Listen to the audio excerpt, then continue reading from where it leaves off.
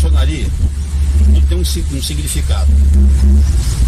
A pedra bruta, símbolo do aprendiz. Quando entramos para a maçonaria, o nosso primeiro trabalho é aprender a trabalhar a pedra bruta, cujo significado não tem nada de místico, mas sim filosófico. A pedra bruta simboliza, portanto, que o aprendiz maçônico deve ser induzido a trabalhar no seu desbaste, porque possui formas imperfeitas, objetivando a sua lapidação.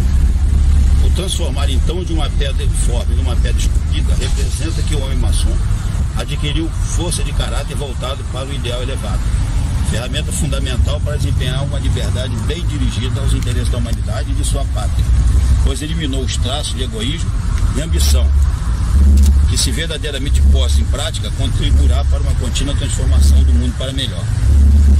Esquadro, compasso e letra G. O esquadro simbolicamente demonstra a retidão e também a ação do homem sobre a matéria e a ação do homem sobre si mesmo. Significa que a conduta deve ser guiada pela linha reta. Emite a ideia inflexível da imparcialidade e precisão de caráter. Simboliza a moralidade, retidão e as coisas concretas. O compasso, por sua vez, representa o equilíbrio, a justiça, a vida correta.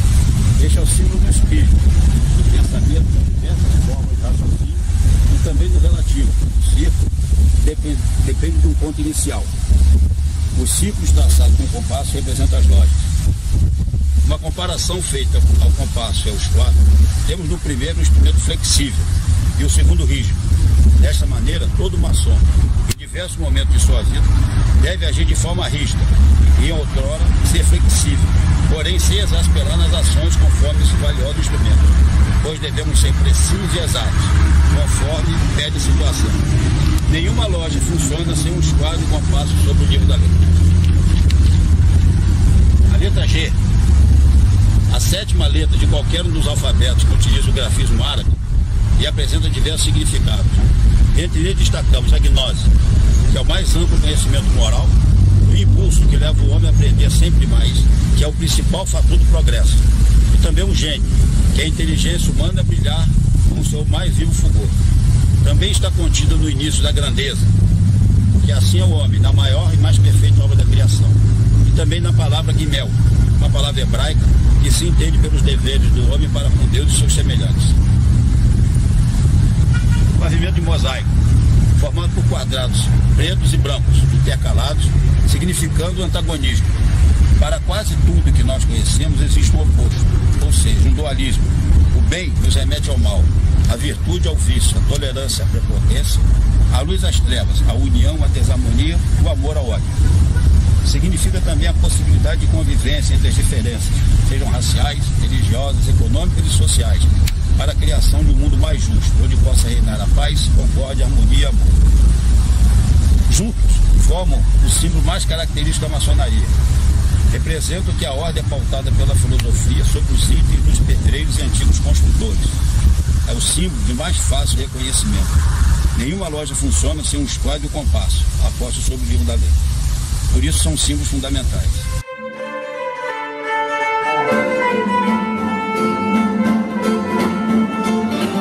Sou Antônio Carlos Pereira Pinto Júnior, conhecido por todos como Dr. Júnior Pereira Pinto, e apesar de ter exercido o cargo de venerável da loja maçônica Moreira Guimarães III número 9 em passado recente, neste século XXI, aqui vou falar sobre a semente do ideário maçônico, que foi plantada em Bom Jesus do Itabapoana ainda no século XIX, no qual foi fundada a oficina União Itabapoana, tendo seu venerável fundador do Senhor Albino Gonçalves Maia.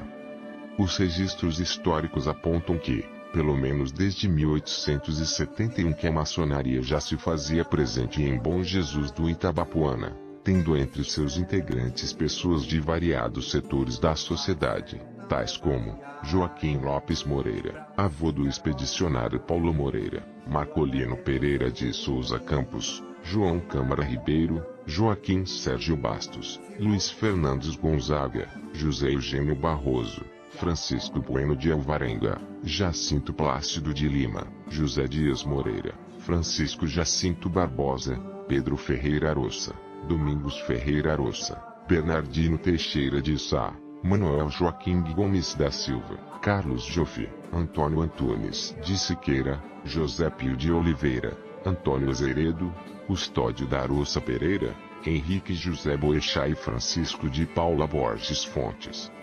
A Oficina Maçônica União Itabapoana foi a primeira iniciativa organizacional da história da sociedade bonjesuense. Ela foi fundada em 1871, numa época em que não havia nenhuma associação, centro social, clube ou sindicato, apenas como instituições a Igreja Católica, diretamente vinculada ao Estado Imperial por ser a religião oficial, e os órgãos governamentais, como Subdelegacia e Juizado de Paz. Na loja Moreira Guimarães, terceira número 9, temos considerável acervo documental sobre a primeira loja maçônica instalada em Bom Jesus do Itabapoana, sendo o mais antigo o diploma de iniciação do Sr. Leopoldo José Laborne, no ano de 1872, tendo ainda registros e publicações sobre a União Itabapoana até o ano de 1896, e a partir de então e sem sabermos por quais motivos, tivemos o encerramento das atividades imposta pelo Grande Oriente do Rio de Janeiro, levando toda a documentação existente na época, exceto aqueles que ainda estão preservados. A maçonaria somente veio a ressurgir em Bom Jesus do Itabapoana em 1935, primeiro com a fundação da Loja União Fluminense, mas que durou muito pouco tempo, e definitivamente em 1939. Foi fundada a atual Loja Maçônica Moreira Guimarães, terceira número 9. Mas sobre esses episódios, vamos abordar com mais detalhes em um futuro próximo.